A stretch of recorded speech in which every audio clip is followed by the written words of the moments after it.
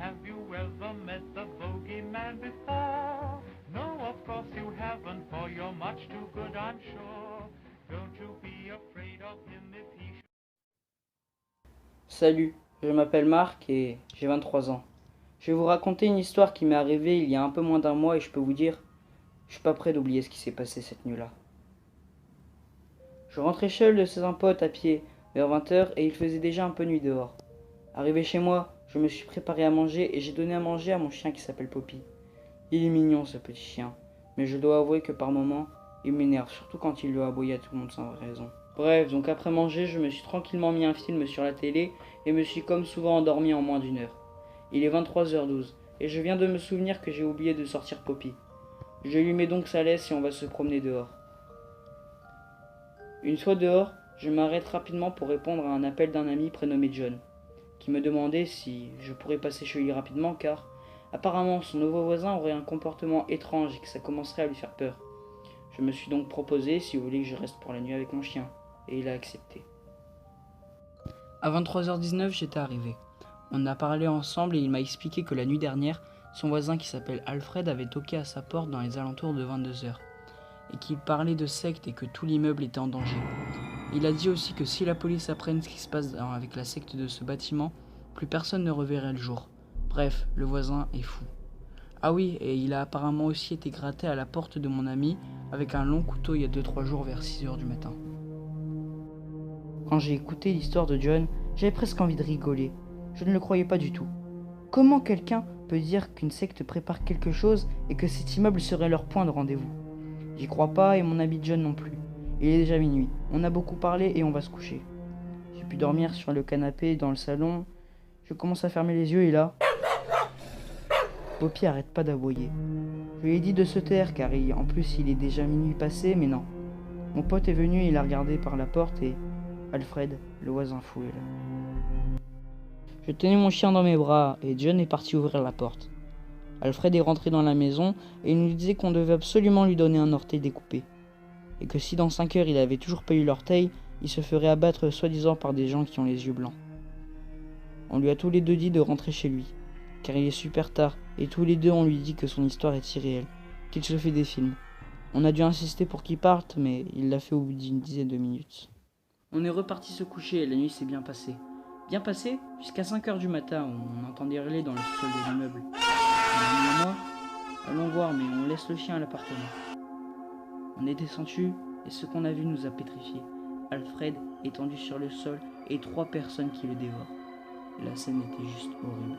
Pour nous, c'était quasi impossible de bouger tellement qu'on avait peur. Soudain, un des mecs bizarres s'est approché vers nous. Il avait les yeux blancs et la peau presque verte. On aurait dit qu'il y avait des trous dans son visage. Le deuxième marchait à 4 pattes et il était très pâle et maigre. Il avait en effet les yeux blancs lui aussi. Le troisième était très grand. J'ai eu le réflexe de me mordre la lèvre pour voir si je rêvais et... Ouais, c'est qu'un cauchemar, je crois bien. Le lendemain matin, j'ai raconté à John le rêve et il m'a expliqué que lui aussi il a fait un cauchemar comme ça. Il voyait la même chose et les mêmes créatures à une différence près. Je me faisais tuer dans son rêve. Il a dit que ma mort serait que celui qui a un truc qui ressemble à un sac sur la tête m'aurait découpé le dos avec une hache. J'ai eu très peur quand il m'a raconté ça. Quelques minutes après, on a déjeuné, j'ai été rapidement sortir Poppy, et en rentrant je me suis douché. Ce que j'ai vu à ce moment-là m'a tétanisé. Une marque en forme de croix dans mon dos, un peu comme dans le rêve de John. Quand je suis sorti de la salle de bain, j'ai vu que l'ambiance était très bizarre. John ne disait plus rien et Poppy était étrangement calme ce matin. J'ai dit au revoir à mon ami et Poppy et moi on est rentrés chez moi. Arrivé chez moi, John m'a appelé pour s'excuser de ce qui s'est passé, je lui ai dit que c'était pas grave. D'un coup, quelqu'un a toqué chez lui. Il m'a dit qu'il restait en appel car la personne qui toque est Alfred. Il m'a dit qu'il avait peur d'ouvrir et je lui ai répondu que s'il avait un problème, je sais où il habite et je peux venir.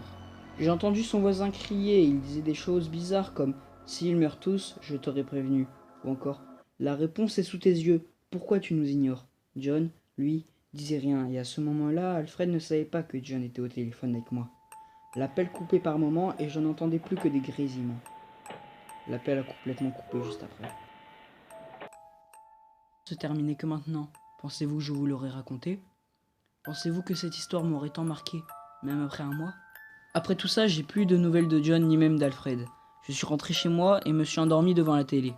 Il est minuit 12 et je viens de me souvenir que j'ai oublié de sortir Poppy. Je lui mets donc sa laisse et on va dehors pour se promener. Une fois qu'on est sorti de la résidence, j'ai vu qu'il y avait personne dehors. C'est cool, j'aime pas trop quand il y a plein de monde dehors, je préfère quand c'est calme. On s'est promené une vingtaine de minutes et, sur le chemin du retour vers la résidence, Poppy commença à grogner à ce qui se passait derrière. Alors qu'il y avait personne. J'ai composé le code pour rentrer dans la résidence, et chose à savoir, le portail met 3 minutes à fermer à chaque fois. Je sais, j'ai compté avec un pote l'autre jour. Bref, à ce moment-là, je me suis arrêté devant la piscine pour répondre à un message d'un ami et je me suis directement rendu compte que Poppy et moi on n'était plus seuls. Le chien arrêtait pas de grogner à un buisson. J'ai directement compris qu'un inconnu était caché à l'intérieur et qu'il me suivait depuis le début. Je suis parti en courant en portant Poppy. On a pris les escaliers et j'ai vu que l'inconnu me suivait. Poppy s'est échappée de mes bras et a été voir cette personne qui est le voisin de John. Alfred, le voisin fou, est là. Poppy lui a attrapé le pantalon et l'a mordu. J'ai réussi à rattraper mon chien et on est parti. J'ai eu très peur ces soirs-là. Pendant 40 minutes, Alfred était en train de toquer super fort à ma porte. Oui, il nous a coursés. J'ai eu de la chance car un de mes voisins a vu Alfred depuis le trou de sa porte et a appelé la police.